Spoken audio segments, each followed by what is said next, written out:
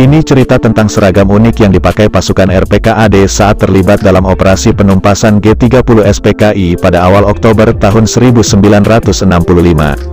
RPKAD yang dimaksud adalah Resimen Para Komando Angkatan Darat. Satuan pasukan elit Angkatan Darat yang sekarang bernama Komando Pasukan Khusus, Kopassus. Saat ini Kopassus dipimpin oleh Maijen Teguh Muji Angkasa sebagai Komandan Jenderal atau Danjen Kopassus. Sementara ketika Kopassus atau saat masih menyandang nama RPKAD menumpas G30 SPKI sedang dipimpin oleh Kolonel Sarwo Edi Wibowo. Nah, ada cerita unik di balik seragam militer yang dipakai pasukan RPKAD saat melibas kelompok gerakan 30 September. Sebagai tambahan informasi, kelompok G30S ini dipimpin Letkol Untung Syamsuri.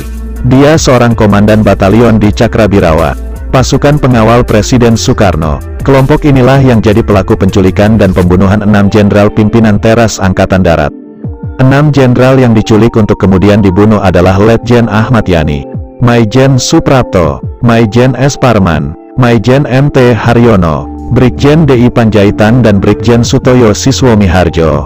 Ditambah lagi satu perwira Angkatan Darat yang merupakan ajudan Jenderal Abdul Haris Nasution yakni Letu Pierre Tendean. Jenderal Nasution sendiri sebenarnya masuk dalam daftar penculikan, tapi berhasil lolos. Kelompok penculik kemudian membawa Tendean, ajudannya ke lubang buaya untuk kemudian ikut dibunuh bersama 3 jenderal lainnya yang diculik hidup-hidup.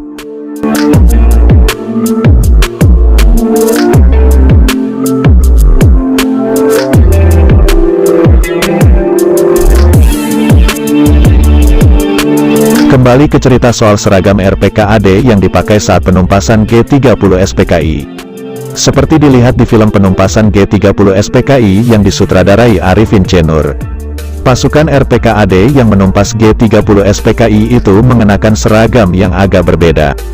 Bajunya mengenakan seragam loreng khas RPKAD. Sementara celananya tak senada, bukan celana dengan motif loreng khas RPKAD, namun celana warna hijau tentara saja. Ternyata itu ada ceritanya tersendiri mengapa sampai seragam RPKAD seperti itu saat penumpasan G30 SPKI.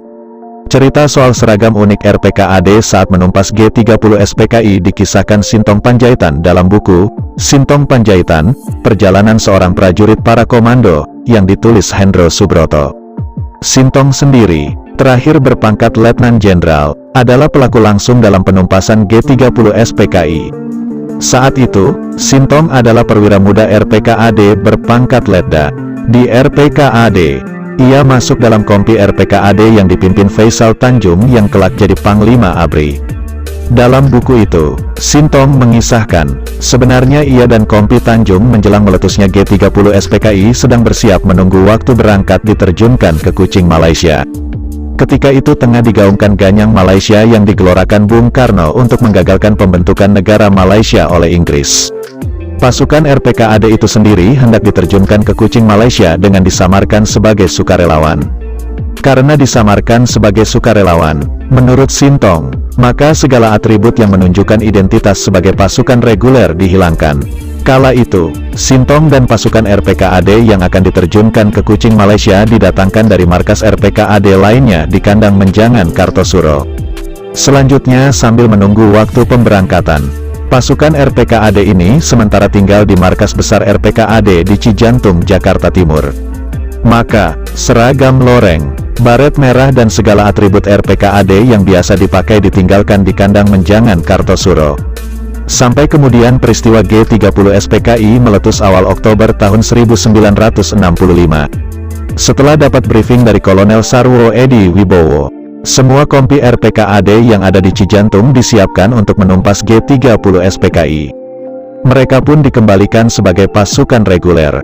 Tapi ternyata, ada kesulitan mengenai seragam, sebab seragam RPKAD semuanya ditinggalkan di kandang Menjangan, Kartosuro. Peralihan fungsi sukarelawan kembali menjadi pasukan reguler secara mendadak menimbulkan masalah sebab seluruh anggota Kompit Tanjung tidak membawa pakaian dinas militer.